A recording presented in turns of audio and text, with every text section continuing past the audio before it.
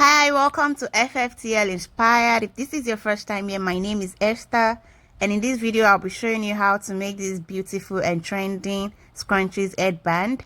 So I want to appeal to you to kindly consider subscribing. Here it's all about food, fashion and craft, lifestyle and travel. So if these are things of interest to you, ensure you don't go away without hitting the subscribe button and liking my video, and let's get started. So this headband is really easy to make, and the measurements we'll be needing are displayed on the screen for our 3 cuts of fabrics in addition to an elastic. So feel free to adjust any of these measurements based on how big you want your scrunchies to be, how bulky and how wide you want it to be.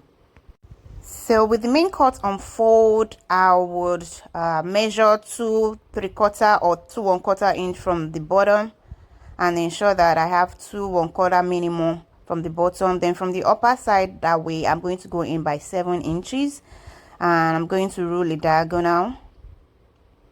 So we'll cut out this piece just to form a sort of diagonal shape on that end, and I'll repeat the same process on the other side of my folded fabric. So minimum of 2 1/4 from the bottom, minimum of 2 1/4 inches from the bottom, and then you have your leftover piece to form your diagonal. So cut that out also. So my fabric is on the reverse side already, and I'm just going to go ahead to stitch from end to end, following the shape of my cut on that side. Follow from end to end. And for the inner casing, just fold over and also stitch from end to end. This is for our inner casing. We'll do the same for our elastic casing. So now that we have all of them, I'm just going to turn them inside out.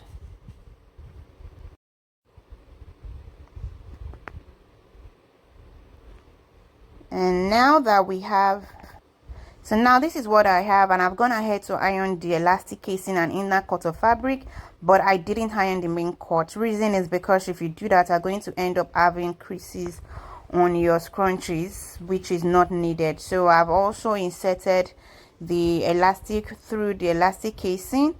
And this is what I have, and I'm just going to pin that and keep that aside while we work with the main cut and the inner cuts of fabrics. So I'm going to use this pin to pass this cut through the main cut of our fabric, which is going to form the scrunchies that we want to have. So you see that the inner cut is shorter than this outer cut. So by passing it inside, we're going to have the scrunchie effect.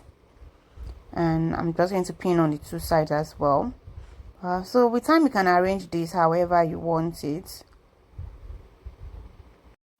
So here I was just adjusting to gather the scrunchie in the center so I can have more room to work on the ends. With time, you can spread out your scrunchie as much as you want.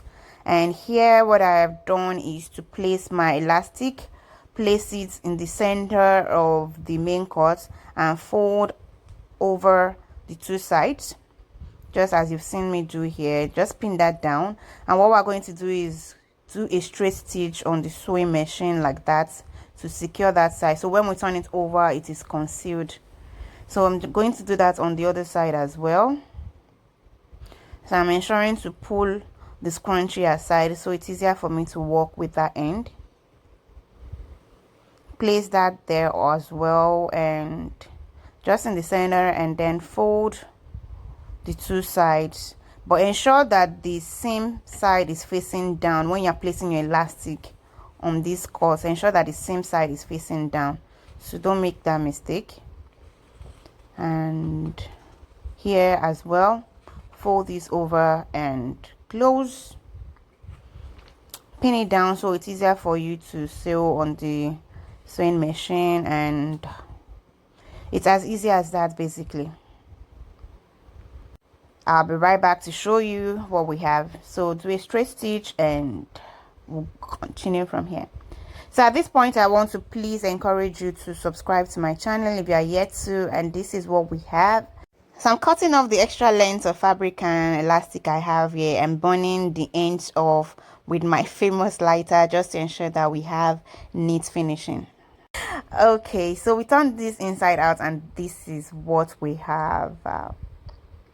So it's as simple as this, and you can see that on the inside stitches and elastic ends are concealed. That's because we had enough width to cover them.